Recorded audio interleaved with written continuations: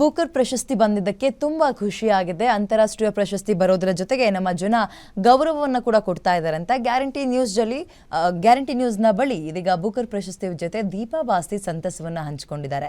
ರಾಜ್ಯದ ಜನ ಸಂಭ್ರಮ ಪಡ್ತಾ ಇದ್ದಾರೆ. ಬೇರೆ ಯಾವ ಭಾಷೆಗೂ ಇಷ್ಟೊಂದು ಪ್ರಶಸ್ತಿ ಬಂದಿಲ್ಲ, ಅದೇ ಒಂದು ಹೆಮ್ಮೆಯ ವಿಚಾರ. ಇಂಗ್ಲೆಂಡ್ ಜರ್ನಿ ತುಂಬಾ ಚೆನ್ನಾಗಿತ್ತು, ಹಿಂದೆಯೂ ಕೂಡ ಹೋಗಿದೆ. ರಾಜ್ಯದ ಮಹಿಳೆಯರು ಕನ್ನಡ ಓದಿ, ಕನ್ನಡ ಸಾಹಿತ್ಯವನ್ನ ಓದಿ, ಕನ್ನಡವನ್ನ ಗುರುತಿಸಿ ಕೆಲಸ ಮಾಡಿ ಅಂತ ಹೇಳಿದ್ರು. ಡ್ರೀಮ್ ಪ್ರಾಜೆಕ್ಟ್ ಒಂದೆರಡು ಇದೆ, ಒಂದು ಬುಕ್ ಬರಿತಾ ಇದ್ದೀನಿ ಅಂತ ಕೂಡ ಹೇಳಿದ್ದಾರೆ. ಇನ್ನು ಈ ಬಗ್ಗೆ ದೀಪಾ ಬಾಸ್ತಿ ಅವರನ್ನ ನಮ್ಮ ಪ್ರತಿನಿಧಿ ದುರ್ಗೇಶ್ ಮಾತಾಡ್ಸಿದ್ದಾರೆ. ಆ ಚಿಟ್ ಅಲ್ಲಿ ಏನ್ ಹೇಳಿದ್ದಾರೆ ಕೇಳೋಣ. ದೀಪಾ ಬಾಸ್ತಿ ಅವರ ಜೊತೆ ಮಾತಾಡ್ತಾ ಹೋಗ್ತೀನಿ. ಮೇಡಮ್, ಇವತ್ತು ಎಷ್ಟು ಖುಷಿ ಇದೆ ಮೇಡಮ್? ತುಂಬಾ ಖುಷಿ ಆಗ್ತಾ ಇದೆ.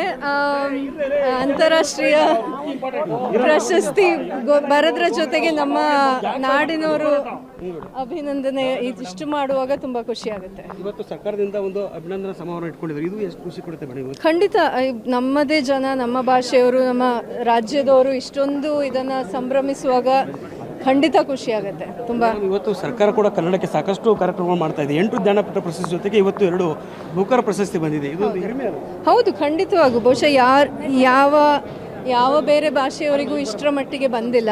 ಅದಕ್ಕಿಂತ ದೊಡ್ಡ ಹೆಮ್ಮೆ, ಗೌರವ ಏನು ಇರುತ್ತೆ ಬೇರೆ. ಮೇಡಮ್, ಹೇಗಿತ್ತು ಇಂಗ್ಲೆಂಡ್ ಜರ್ನಿ? ತುಂಬ ಚೆನ್ನಾಗಿತ್ತು. ನಾನು ಮೊದಲನೇ ಸಲ ಅಲ್ಲ ಹೋಗಿರೋದು, ಮೊದಲೇ ಹೋಗಿದ್ದೆ. ತುಂಬ ಚೆನ್ನಾಗಿದ್ದ ಅನುಭವ ಅದು.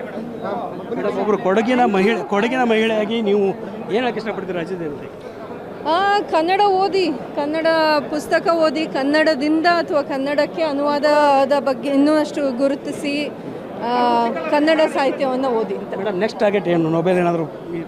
ಹೌದು, ಏನು ಹೇಳಿ? ಡ್ರೀಮ್ ಪ್ರಾಜೆಕ್ಟ್ ಏನು? ಡ್ರೀಮ್ ಪ್ರಾಜೆಕ್ಟ್ ಸುಮಾರು ಹಲವೊಂದಿದ್ದಾವೆ. ಬೇರೆ ಬೇರೆ ಲೇಖಕರನ್ನ ಅನುವಾದ ಮಾಡಬೇಕು ಅಂತ.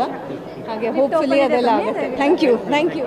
ಇದಿಷ್ಟು ಕನ್ನಡಕ್ಕೆ ಬೂಕರ್ ಪ್ರಶಸ್ತಿ ತಂದಂಥ ದೀಪಾ ಬಾಸ್ತಿ ಅವರ ಮಾತು. ಕ್ಯಾಮ್ರಾ ಪರ್ಸನ್ ರಾಕೇಶ್ ಜೊತೆ ದುರ್ಗೇಶ್ ನಾಯಕ, ಗ್ಯಾರಂಟಿ ನ್ಯೂಸ್, ಬೆಂಗಳೂರು.